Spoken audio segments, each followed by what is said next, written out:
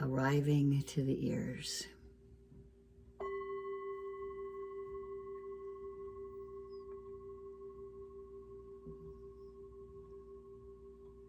Sound arriving to the ears.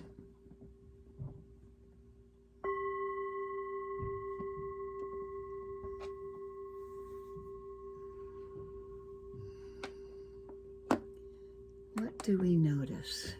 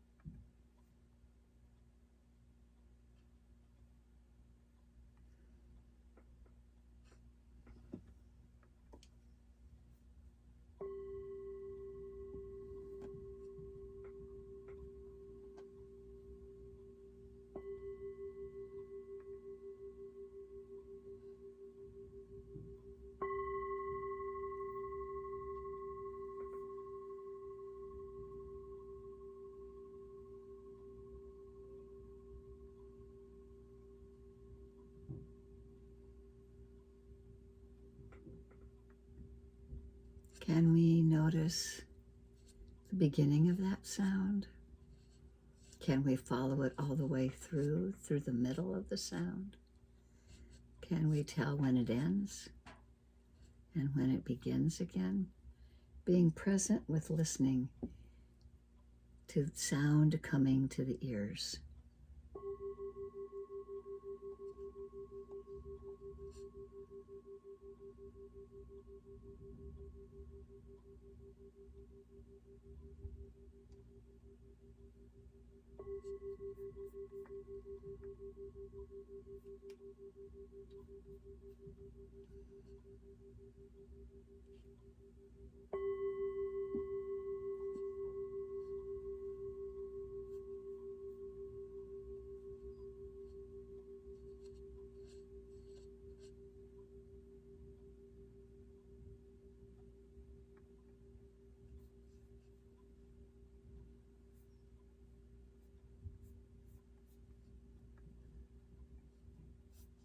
What else do we notice?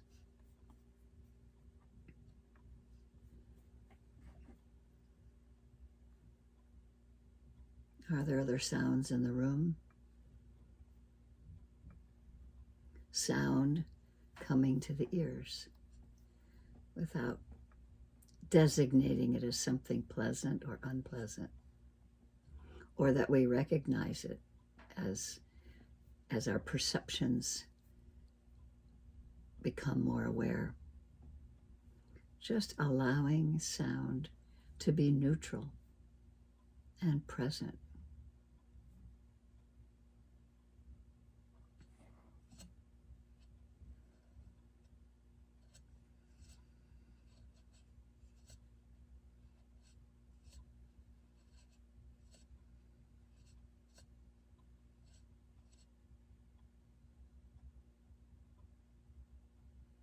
And what other sense doors do we notice?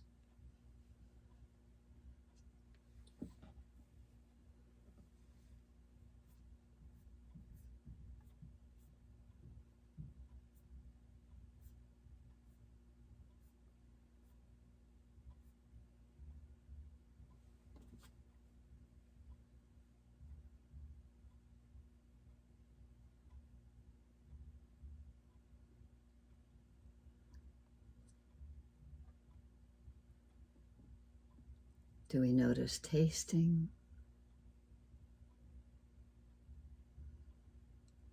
Do we notice smelling?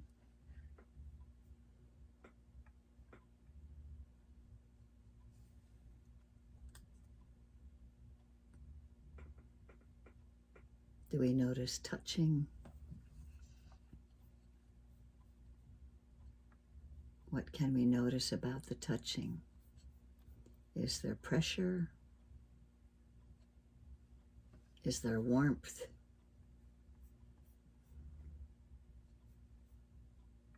We refine our mindfulness by staying interested and aware in what's arising. In this case, what's arising with touch.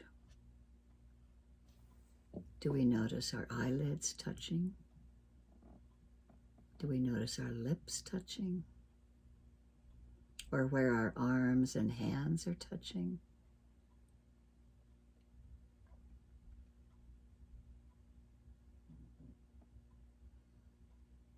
The buttocks on the cushion or chair or seat. Pressure is usually felt there pretty obviously.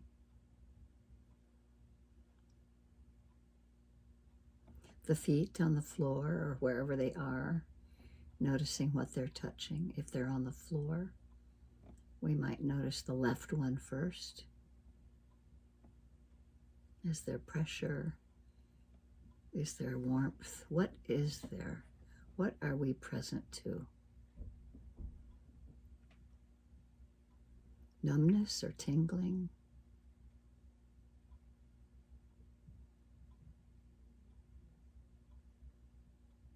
And then let that attention go to the right foot.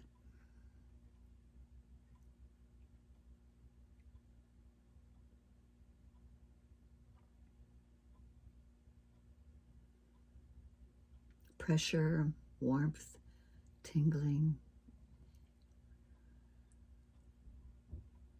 Just to bring ourselves into our bodies.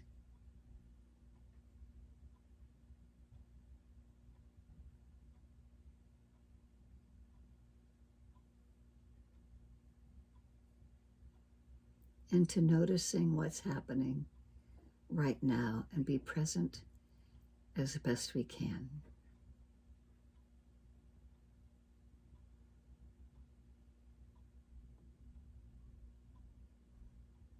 And when we find the mind wandering, maybe about what we were just talking about or something else that happened in the past in our day, or maybe we're contemplating something that's coming up, we just gently bring ourselves back. We can come back to hearing or touching. We can come back to the breath rising and falling, feeling the belly rising and falling with the inhale and the exhale. Here too we can notice warmth. We can notice pressure. We can notice tingling.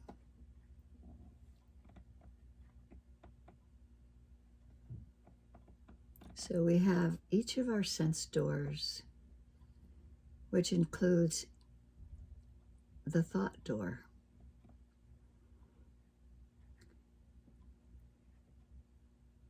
And we hold ourselves in kindness and openness, letting the heart be felt as a spaciousness within our bodies, letting the cauldron of our body be felt.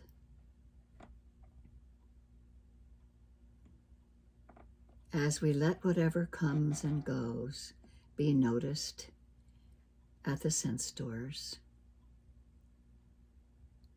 And if we're wandering around too much in our minds, we can go to a single point again, like the breath or the touch of the feet on the floor.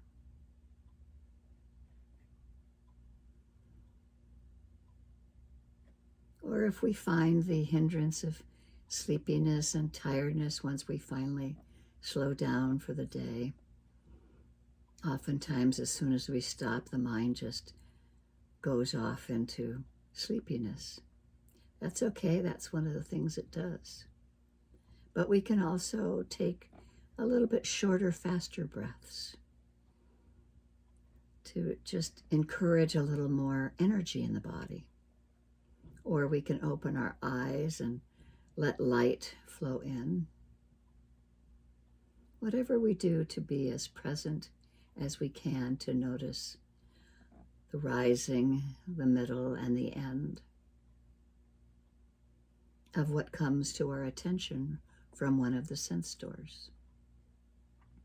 Or we deepen our concentration to allow sometimes more joy and a sense of blissfulness to be able to be accessed by considering just one anchor for our attention.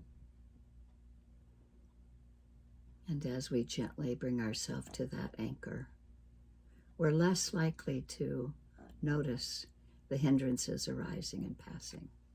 So either way, whether it's the samatha practice of a single object or changing objects at any of the sense doors, mindfulness is being developed. Continuity of practice is being developed.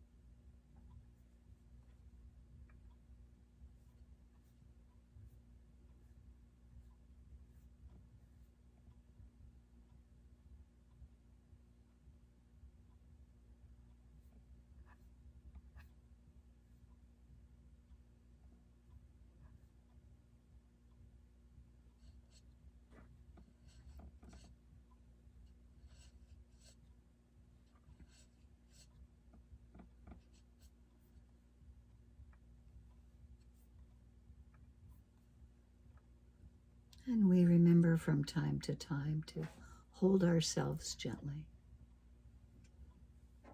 to remind ourselves to be at ease. May I be at ease.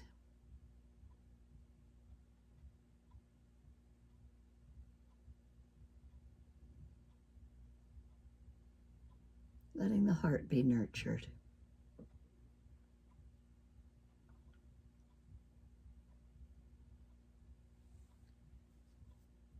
Letting a sense of well-being be nurtured within ourselves. This place of building up our resources.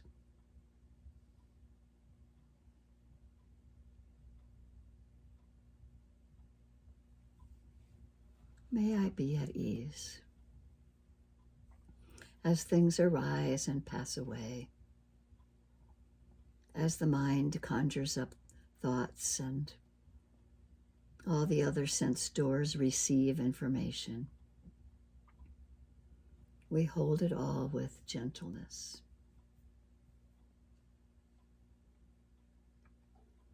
We hold it all with ease.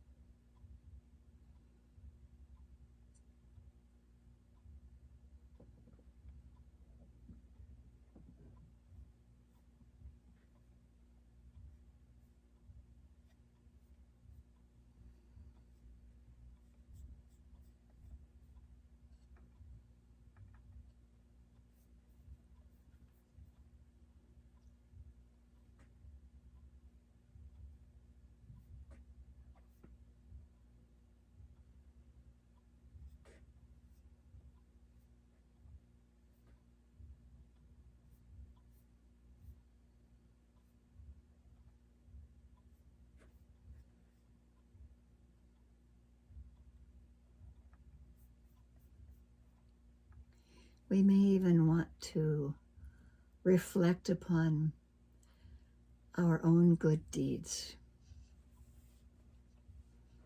It's usually hard to do that.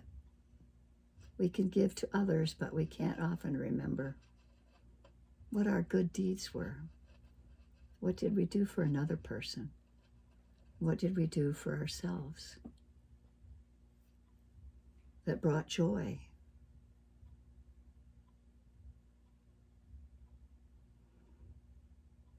We often spend a lot of time reflecting on dukkha. And dukkha should be known, and the cause of dukkha should be known, craving and clinging. And the cessation of dukkha can be known. And there's the Eightfold Path.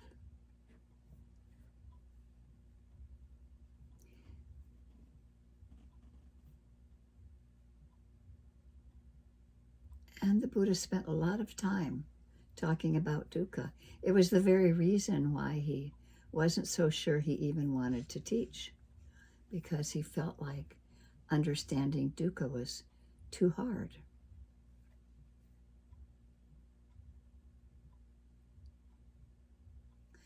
But those early texts didn't neglect sukha either.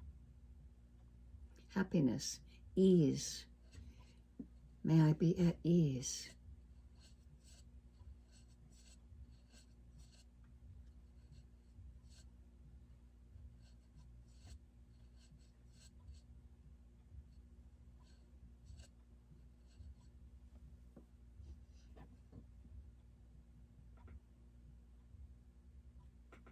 And it too was discussed in relation to impermanence and dependence. We might notice we crave sukha. We crave ease. Sometimes it's glossed as happiness, pleasure, well-being.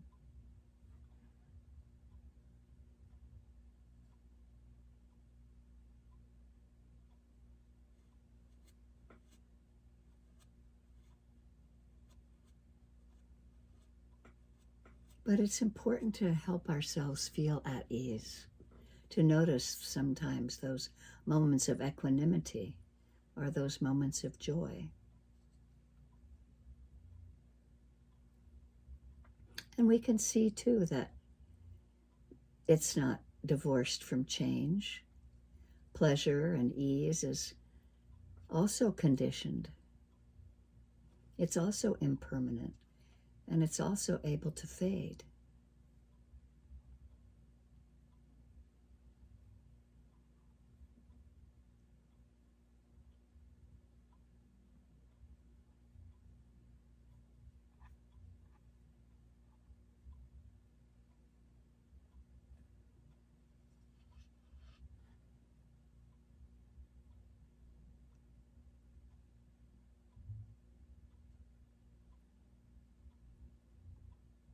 One of the things that the Buddha mentions is even in the middle of happiness or ease, his teaching suggests that there's this subtle undercut of unsatisfactoriness. As soon as we feel happy, we might fear its loss or note the change. The impermanence of the pleasant opens a gap, and then dukkha appears.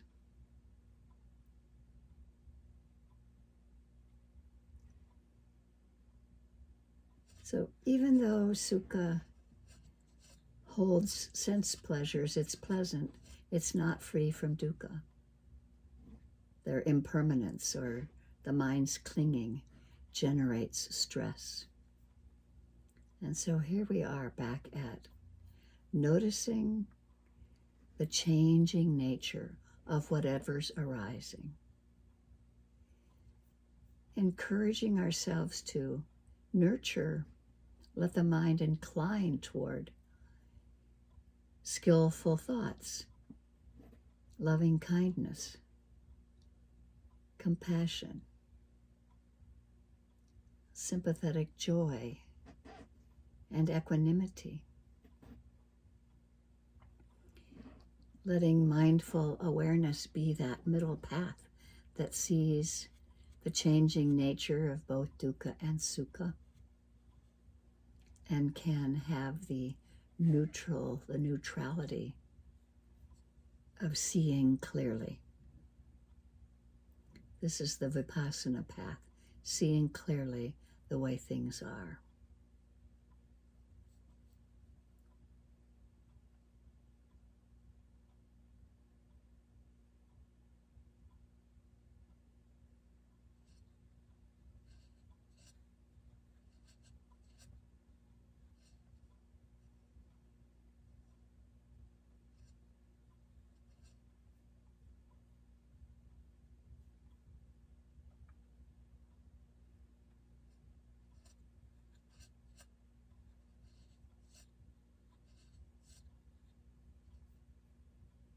And seeing all of this as clearly as we can leads us toward faith and joy, concentration, and liberation.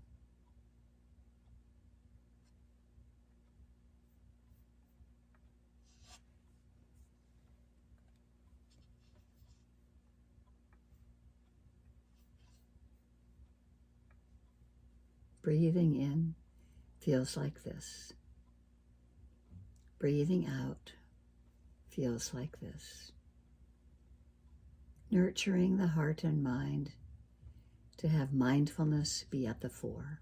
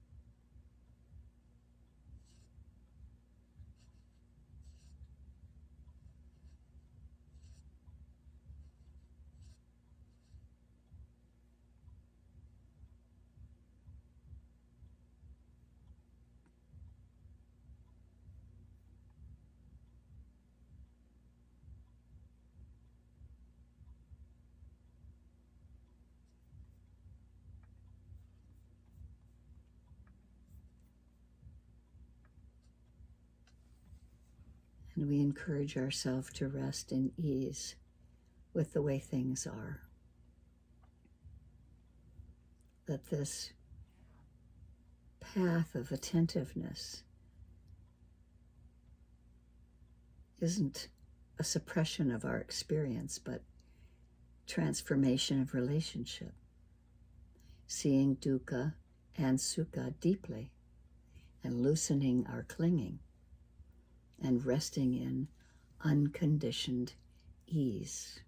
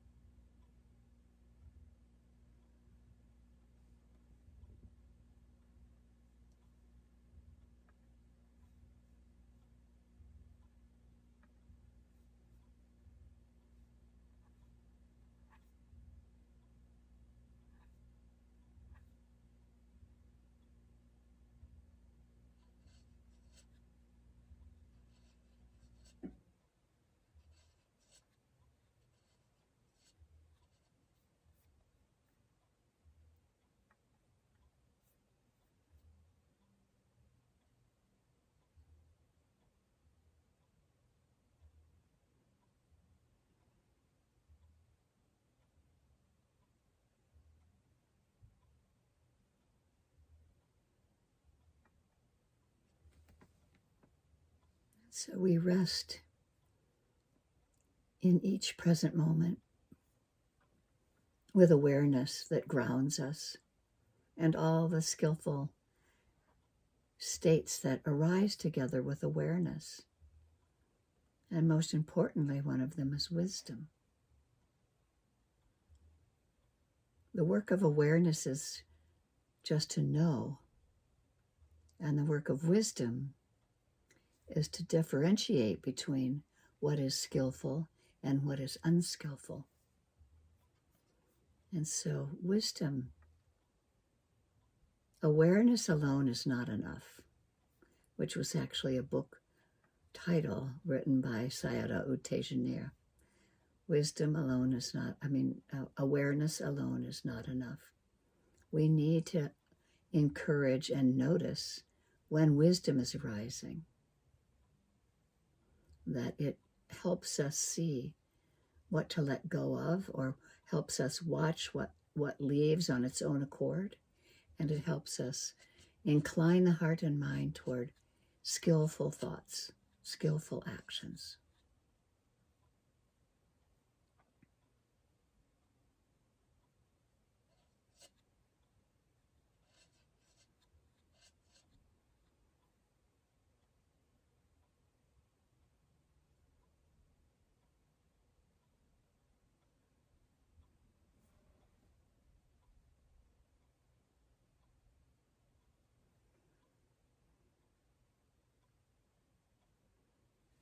And so we can remind ourselves that whatever we're experiencing in this moment is the right experience.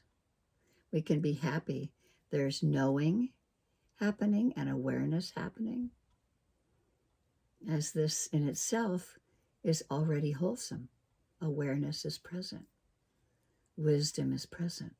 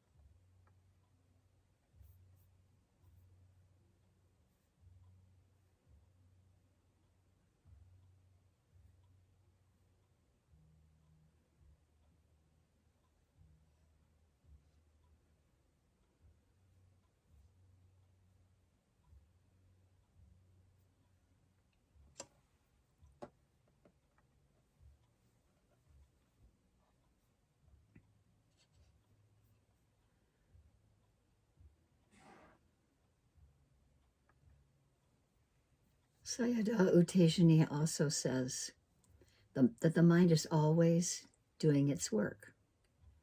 If you identify with this process, it becomes very complicated. Instead, just recognize that the mind is making certain choices and doing different things. And then it becomes very easy to observe and investigate how the mind works.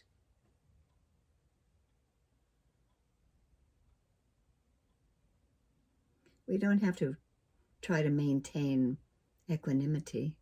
We just maintain awareness. And as long as we find joy and interest in the practice, we're doing just fine.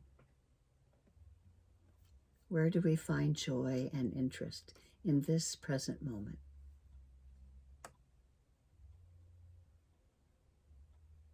Each moment we wake up to the present is a moment of freedom. That is a great moment of joy.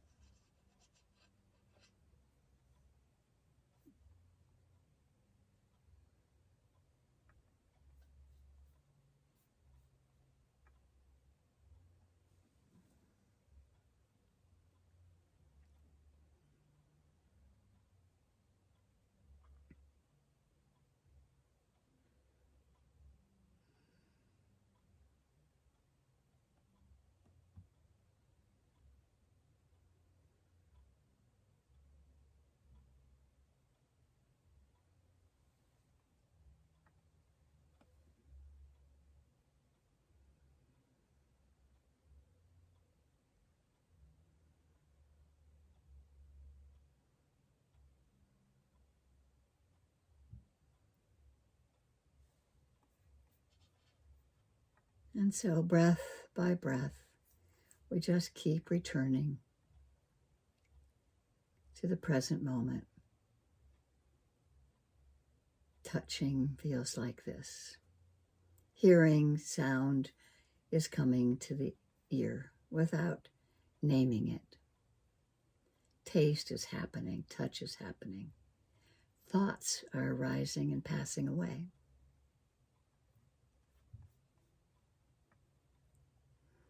We are resting in mindful awareness, holding ourselves in kindness and compassion, that we may be at ease with things the way they are.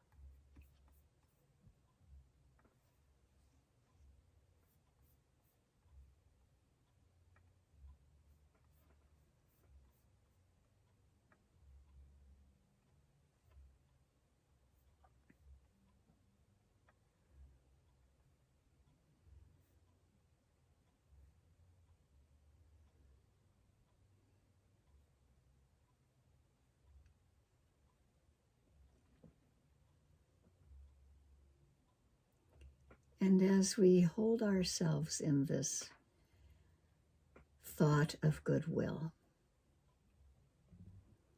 the way we generated it in the beginning, maybe we kept with it some throughout. And once again, bringing to mind,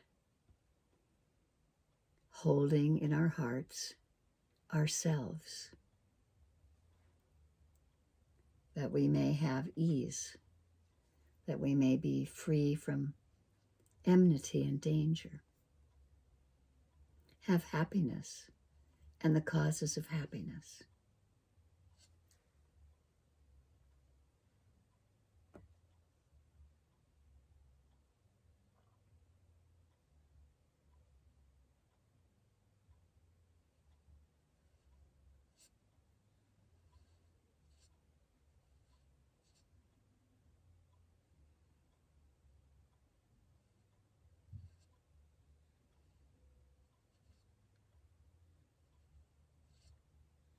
as we nurture this happiness for ourselves, may it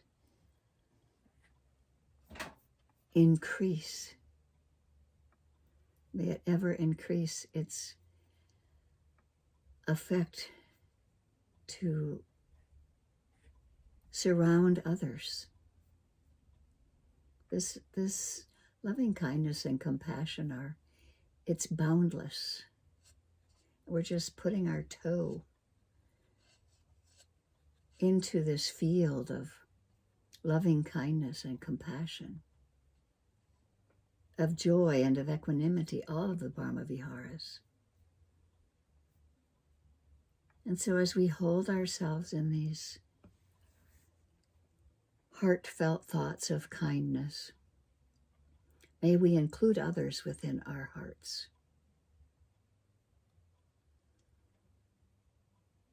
Maybe someone that comes to mind that it's easy to feel kindness and goodwill toward.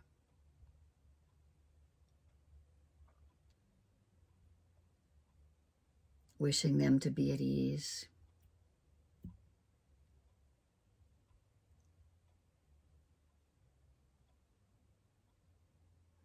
Holding them in our hearts. Wishing them to have compassion for themselves the way we have compassion for them when things are difficult.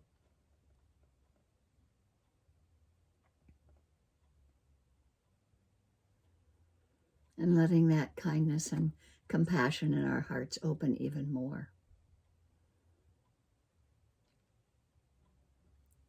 to others that we don't know.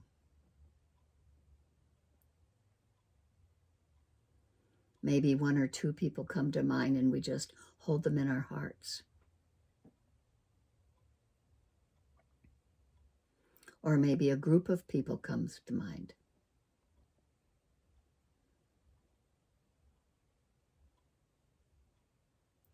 Wishing in gladness and safety that they be free from harm, free from enmity, free from danger, have ease and well-being.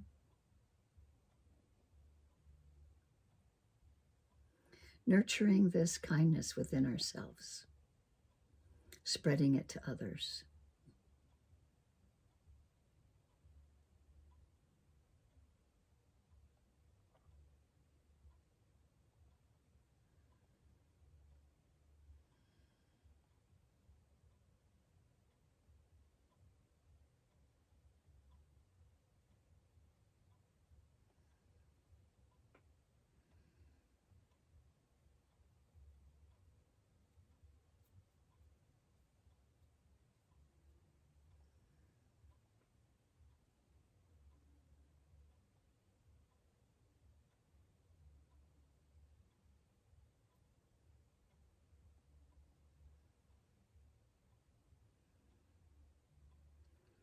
And letting these feelings of ease and well-being that are being nurtured within ourselves, inclining our hearts and minds toward skillful thoughts.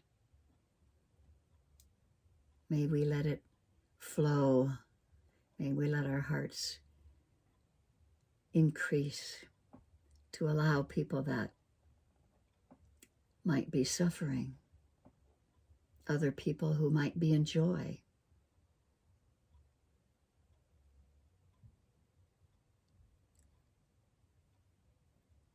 those beings that are seen and those beings that are unseen.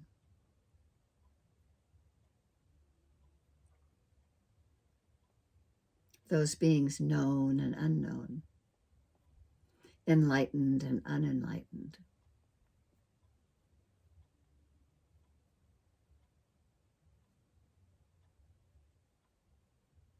May all beings everywhere be free from harm, safe and protected, have ease and well-being.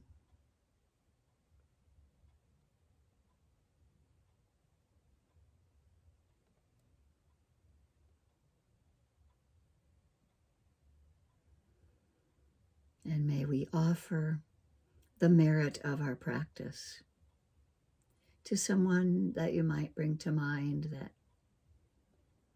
needs a little extra kindness, knowing that the merit of our practice is beneficial to all beings.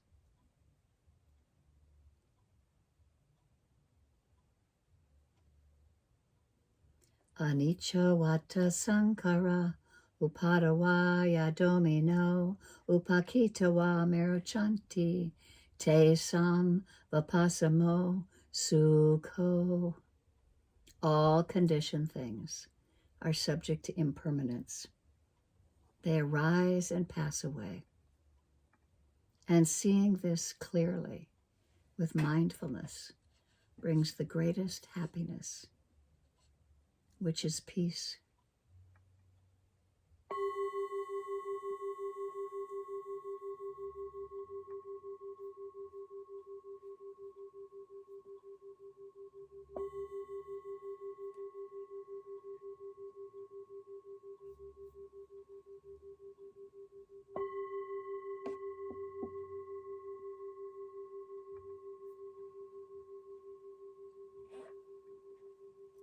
Thank you so much for your practice.